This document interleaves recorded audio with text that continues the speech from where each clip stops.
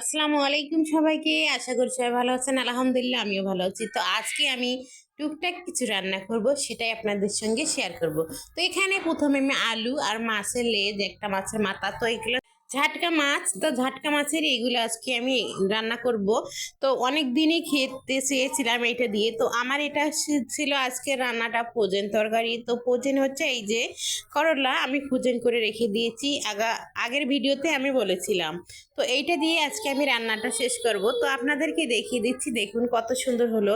তো এভাবে কিন্তু রান্না করে মাঝে মাঝে খাওয়া যায়, এটা ফালার কিছুই নেই আর টেনশনেরও কিছু নেই। দুইটা একসঙ্গে করে হয়ে যাবে রান্না।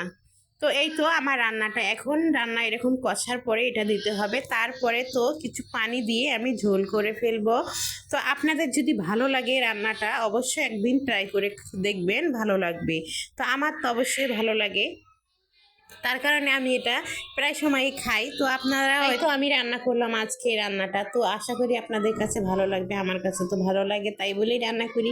তো এখন হচ্ছে রান্নার শেষ পর্ব হবে। তো এই তো পানি আমি দিয়ে এখন অবশ্যই পাতিলটা চেঞ্জ করে দিয়েছি, অন্য একটা পাতিলের ভিতরে দিয়েছি, কারণ অল্প তরকারি বড় পাতিলে দেখতে ভালো লাগে না, যার কারণে ছোট পাতিলে দিয়ে দিয়েছি।